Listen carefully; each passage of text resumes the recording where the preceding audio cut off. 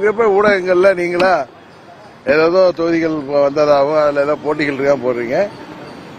தேசிய ஜனநாயக கூட்டணியின் டெல்லி தலைவர்களை சந்திப்பதற்காக நான் செல்கிறேன். சார், எடப்பாடி அவர்கள் தான் கூட்டணி தலைவராக இருக்கும் பொழுது அமித்ஷா அவர்களை சந்திச்சு தொகுதி பங்கீடு பேச்சுவார்த்தை நடத்த வேண்டிய காரணம் என்னன்னு கேட்கிறேன். முதலமைச்சர் மாதிரி நீங்களும் கேக்குறீங்க. இல்ல இல்ல, முதலமைச்சர் சொல்றாரு இன்னைக்கு டெல்லியில போய் எதிர்கட்சிகள்லாம் அங்க போய் தான் பேச்சு. அது உண்மை அல்ல. குறிப்பாக அம்மா மக்கள் முன்னேற்ற கழகத்தை பொறுத்தவரை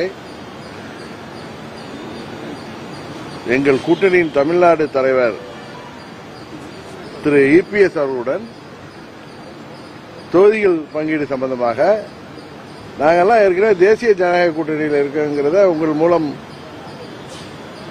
தமிழ்நாடு முதல்வருக்கு தெரிவித்துக் கொள்கிறேன். என்டிஏ ஆல் இண்டியா தலைமை யாருன்னா பிஜேபி. அதன் முக்கிய தலைவர் மாண்புமிகு உள்துறை அமைச்சர் அமித்ஷா அவர்களை நேற்று அண்ணன் இபிஎஸ் போய் சந்தித்து வந்திருக்காரு. எனக்கு இன்றைக்கு வர சொல்லிய அழைப்பு என்பது 4 நாளுக்கு முன்பே வந்த அழைப்பு.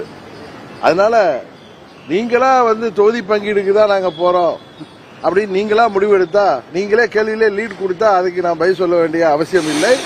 உங்கள் கேள்வியில் தவறான கேள்வி என்பதுதான் எனது பதில். இன்றைக்கு நாங்கள் செல்வது முதலமைச்சர் சொல்வது போல தமிழ்நாட்டுக்கு நிதி பெற்றுத்தர அவர்கள் செல்லவில்லை என்று சொன்னார். தேர்தல் அறிவிப்புக்கு பிறகு தமிழ்நாட்டுக்கு நிதி ஒதுக்க முடியுமா? அதை கூட முதல்வருக்கு தெரியாதா? பயம். இன்னொன்னு, டெல்லி எவ்வளவு நிதி கொடுத்தாலும் அதையெல்லாம் நீங்கள் கபலீகரம் செய்வதால் தான் தமிழ்நாடு மக்கள் உங்களை மாற்றுவதற்காக துடித்துக் கொண்டிருக்கிறார்கள். தமிழ்நாட்டில் மாற்றம் வருவதற்காக அதிமுக தலைமையிலான கூட்டணி, அதில் பாஜக இடம்பெற்றிருக்கிறது. பாஜகவின் டெல்லி தலைவர்களை நான் சந்திக்க செல்கிறேன்.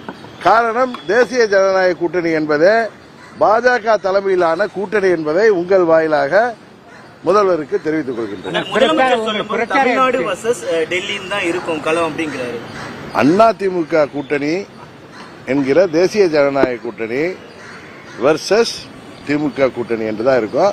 அவர் சும்மா டெல்லிங்கிறார். ஏன்னா இவங்க டெல்லியில ஏற்கனவே 2014-15 அப்ப பணம் கொளிக்கும் போர்ட்போலியோக்களை வாங்கி எவ்வளவு தமிழ்நாட்டுக்கு அவப்பெயர்களை உண்டாக்கியார்கள் என்று தெரியும்.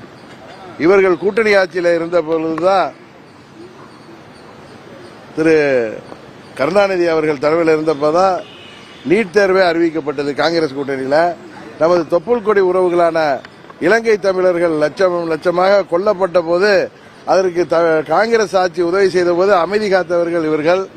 அதனால திரு ஸ்டாலின் அவர்களுக்கு பயத்தில் ஏதோ பேசுகிறார். ஏன்னா டெல்லிக்கு நாங்க போனாலே பயப்படுறார். அதான் உண்மை.